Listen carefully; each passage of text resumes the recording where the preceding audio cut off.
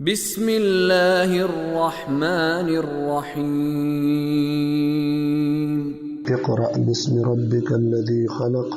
خلق الانسان من علق صدق اللہ العلی العظیم۔ قرآن کریم کی سورہ علق کی دوسری آیت میں خداوند عالم فرماتا ہے اس اللہ نے، اس پروردگار نے انسان کو جمے ہوئے خون کے ایک قطرے سے پیدا کیا۔ لفظ علق کے معنی پر توجہ فرمائیں گے۔ لفظ علق کا بنیادی معنی عربی زبان میں جمنے یا چپکنے کے معنوں میں ہے،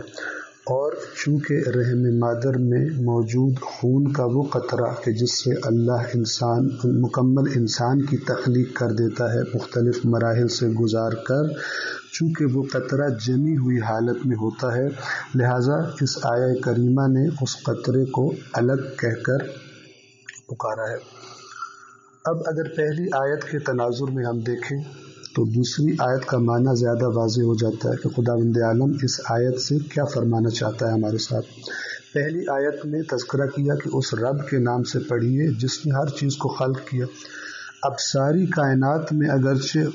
قرآن کریم بار بار ہمیں غور کرنے کی دعوت دیتا ہے، لیکن سب سے پہلی دعوت جو اللہ تعالیٰ نے انسان کو دی غور کرنے کے لیے، فرمایا کہ اپنی ذات میں، اپنے وجود میں غور کرو کہ تمہیں کس چیز سے ہم نے تمہارا آغاز کیا اور کن پیچیدہ اور نازک مراحل سے گزار کر ہر مرحلے میں تمہاری ضروریات تمہیں پہنچائیں۔ پہلے اس خون کو ہم نے گوشت میں تبدیل کیا، اس میں نہ تمہاری ماں کا کوئی حصہ تھا، یعنی نہ وہ اپنے اختیار سے وہ کر رہی تھی کہ جیسا چاہتی بناتی، نہ اس میں تمہارے باپ کا کوئی اختیار تھا، صرف اور صرف خداوند عالم تھا۔ جیسے قرآن کہتا ہے هو الذی یصورکم فی الارحام کیف یشاء، اللہ ہے کہ جو ماؤں کے رحم میں جیسا چاہتا ہے تمہاری تصویر بناتا ہے اور مختلف مراحل سے تمہیں گزارتا ہے۔ وہ خون کا قطرہ گوشت بنا، گوشت کے بعد اس میں ہڈیاں آئیں، ہڈیاں آنے کے بعد اس کے اوپر خداوند عالم نے تصویر بنائی، آنکھیں اپنی جگہ پر، زبان اپنی جگہ پر، اور کان اپنی جگہ پر، ناک اپنی جگہ پر، اور بدن کے تمام اعضاء۔ جس پروسیس کو سمجھنے اس زمانے میں تو دور کی بات، آج کے زمانے کی سائنس بھی تعجب میں ہے کہ اتنا پیچیدہ نظام کس طرح وجود میں آیا اور کون اسے وجود میں لایا ہے۔ اور آپ کو حتماً معلوم ہوگا کہ دنیا کے بہت سے سائنسدان آج بھی فرانس اور سوئٹزرلینڈ کے بارڈر کے نزدیک ایک بہت بڑی لیبارٹری ہے، اس میں $10 بلین کے ایک پروجیکٹ سے کوشش کی جا رہی ہے کائنات کے آغاز کے بارے میں ریسرچ کرنے کی، کیونکہ بہت سے راز ہیں کائنات کے کہ جو سائنس کے لیے حل نہیں ہے، سوالیہ نشان ہیں، اور ان میں سے ایک سب سے بڑا سوال تو یہ ہے کہ اگر کائنات ایک دھماکے کے نتیجے میں وجود میں آئی تھی تو اس دھماکے کے نتیجے میں تو منظم چیز وجود میں نہیں آتی۔ یہ ایک ایسا دھماکہ تھا کہ جس کے نتیجے میں اتنی منظم اور پیچیدہ کائنات وجود میں آئی کہ ہر چیز ایک خاص طریقے سے بیہیو کرتی ہے، ہر چیز کی ایک خاص کوالٹیز ہیں۔ اس تمام کائنات میں بھی غور کرنے کی قرآن ہمیں دعوت دیتا ہے، اور بالخصوص سب سے پہلے دعوت دی اپنے وجود میں غور کرو۔ اگر غور کرو گے تو جان لو گے کہ نہ تم یہ کرنے والے ہو اور نہ کوئی دوسرا تم جیسا یہ کرنے والا ہے۔ یہ پیچیدہ نظام کرنے والا خدا فرماتا ہے میری ذات ہے۔ غور کرنے کے نتیجے میں میری طرف تمہاری توجہ خود بخود چلی جائے گی۔ میں ہی تمہارا خالق ہوں اور میں ہی تمہارا رب ہوں۔ کچھ ضرورتیں تم اپنے اختیار سے پوری کر لیتے ہو، ظاہری اختیار سے، لیکن کچھ ضرورتیں، بے شمار ضرورتیں تمہاری ایسی ہیں کہ جو میں پوری کرتا ہوں۔ مثال کے طور پہ فرض کریں روٹی کا لقمہ تو میں خود کھا لیتا ہوں،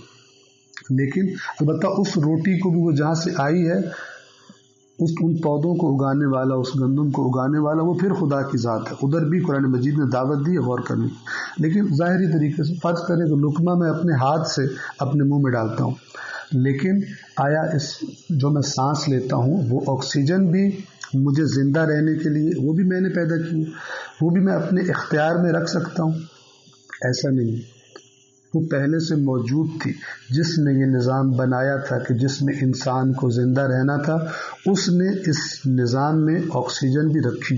اور کتنی صحیح پرسنٹیج رکھی زمین کے ایٹماسفیئر میں آکسیجن کی کہ اگر اس سے کم ہوتی تو سانس لینے میں مشکل پیش آتی، اور اگر اس سے زیادہ ہوتی تو جن کو سائنس سے آشنائی ہے وہ جانتے ہیں چونکہ آکسیجن آگ کو جلنے میں مدد دیتی ہے، اگر اس پرسنٹیج سے آکسیجن زیادہ ہوتی ہماری ہوا میں تو جب آپ معمولی سی ماچس جلاتے تو پھر وہ کبھی بجھتی نہ، گھر بھی جل جاتا، آپ بھی جل جاتے، اور لیکن اس بنانے والے نے، اس عالم نے، اس قدیر نے، واللہ علی کل شیء قدیر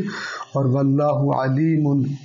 بصیر، اس علیم و بصیر نے اور اس علی کل شیء قدیر نے اتنی اچھے طریقے سے یہ پروپورشن اور یہ پرسنٹیج معین کی کہ انسان آرام سے سانس لے سکتا ہے۔ اسی طرح انشاءاللہ آہستہ آہستہ اور مثالیں آپ کی خدمت میں عرض کروں گا، بس ایک نقطے کی طرف ہلکا سا اشارہ کر دوں، توجہ فرمائیں گے۔ اگر کوئی شخص اعتراض کرے آ کر، بعض لوگ ایسے اعتراض کرتے ہیں،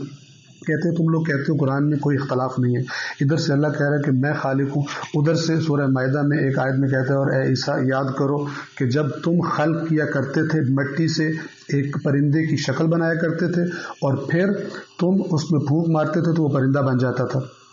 اس میں بھی لفظ خلقت استعمال ہوا ہے، لیکن وہاں خلقت سے مراد کیا؟ اگر وہیں پہ آپ غور کریں تو وہی آیت کہہ رہی ہے تم مٹی سے پرندہ بناتے تھے، وہاں پر لفظ خلقت کا قطعاً وہ معنی نہیں کیا جائے گا کہ جو اللہ کی خلقت، اللہ کے خلق کرنے سے مراد ہے۔ تو اس میں آپ دقت سے توجہ فرمائیں گے مزید کہ بہت سے الفاظ ایسے، جیسے میں نے رب کے بارے میں بتایا تھا کہ گھر کے مالک کو رب کہا جاتا ہے، گھوڑے کے مالک کو کہا جاتا ہے رب الفرس، گھر کے مالک کو رب الدار، اسی طرح خلقہ کا لفظ، خلق کا لفظ اگر غیر خدا کے لیے استعمال کرتا ہے قرآن تو مراد عدم سے وجود میں لانا نہیں ہے، بلکہ وہاں بھی آیت کہتی ہے میرے اذن سے تم یہ کرتے تھے، میرے اذن سے تم اس پہ پھونک مارتے تھے تو وہ سچ مچ کا پرندہ بن جاتا تھا۔ تو انشاءاللہ اس چیز پر بھی توجہ فرمائیں گے۔ والسلام علیکم ورحمۃ اللہ وبرکاتہ۔